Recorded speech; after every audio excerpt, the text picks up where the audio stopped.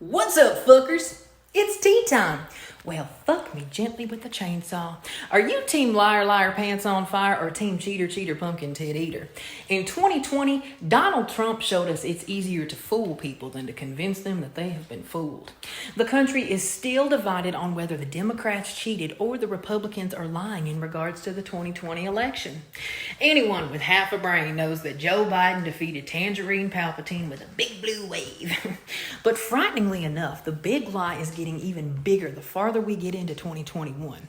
In states like Georgia, Michigan, Colorado, and Arizona, the idea that the election was fraudulent and stolen from former President Pumpkin Tits has Trumpublicans still bitching and moaning and even threatening their state officials who oversee elections.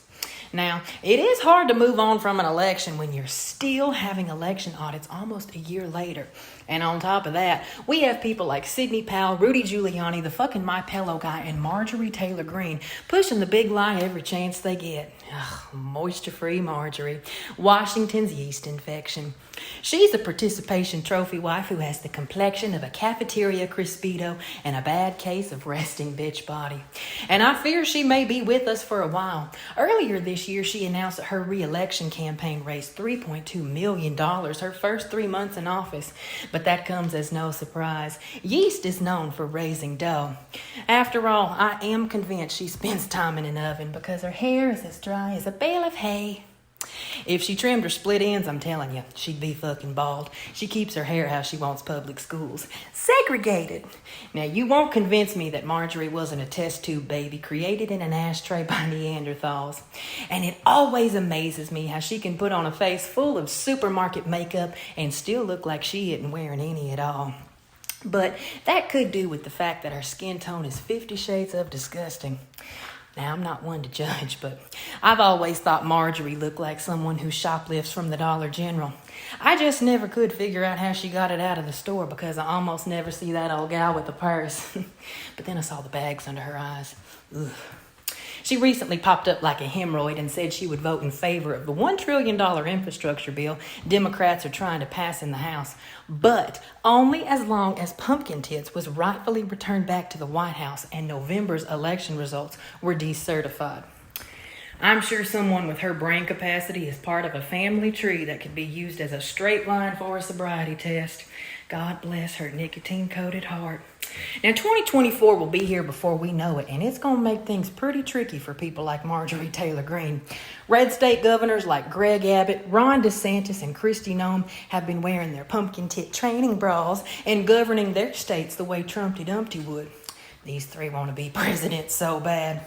Although, I think Kristi would settle for being Trump's new Stormy Daniels. She did raise money to get a mini Mount Rushmore made with Trump's face on it. And she unnecessarily joined him on Air Force One for a little chat. Or a trip to the Mile High Club.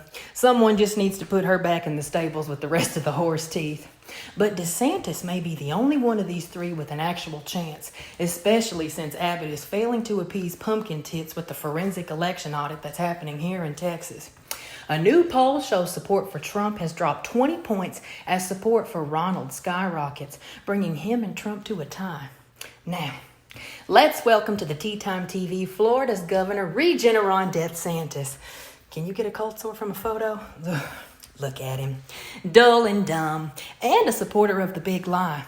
Now, Trumpublicans won big in Florida in the 2020 election, but Ronald still advanced a voter suppression bill under the pretext of addressing unfounded and unspecified concerns about election integrity. But Ronald doesn't just hate voters, he hates the gays too. He slashed $900,000 in funding for programs that serve LGBTQ people in Central Florida. But I can only assume he did that due to his bitter jealousy. You see, gays get laid like concrete, but not Ron. Ron looks like the kind of man whose biggest achievement was losing his virginity. Not to the most popular girl in school, but to the most unconscious one. Even urinals get more ass than Dusty Dick DeSantis. I imagine it's hard to get laid when your hair looks like you comb it with a piece of bacon. Greasy. And his breath just looks like it reeks of stale beer and ass. His car dealership haircut doesn't help the cause either, but it does pair well with his Michelin Tire Man fingers. They're ribbed for no one's pleasure. I mean, I can't imagine his body count is very high, unless we're talking about COVID deaths. In that case, he's right up there with Michael Myers. But at least Michael wears a face mask and keeps quiet. I'm just so confused on how Ron's words get past his morning breath, but they very clearly do, as he never stops talking. I just wish Ron could see that he doesn't have to be loud and ugly. He could always just shut the fuck up. You gotta pick a struggle, Ron. You're also gonna have to decide if Trump should be the president or if you should be.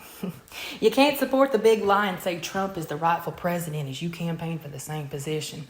It's a conflict of interest, moron. Detrimental Donnie is trying his best to get people who tried to overturn the 2020 election chosen to be in charge of the one in 2024. He has now backed people who supported his election lies for the job of top election officials in 3 crucial battleground states: Arizona, Michigan, and Georgia. These 3 states currently have election chiefs who opposed his efforts to reverse his 2020 defeat. But if people who have tried to undermine the 2020 election are running things in 2024, it leaves a greater chance for Tangerine Palpatine's vengeful return if he decides to run again. The real Palpatine came back, so there's no reason we should believe that the orange one can't come back too. We can't let our guards down because this fight is far from over. So whether it's the real Pumpkin Tits or one of his minions that will be running in 2024, we have a big fight ahead of us. But this time, it's not just red hat fascists working against us. It's also dozens of voter suppression bills as well. America's next Pumpkin Tits is... Stay tuned. I want everybody to have a great fucking day unless you think America needs another Pumpkin Tits.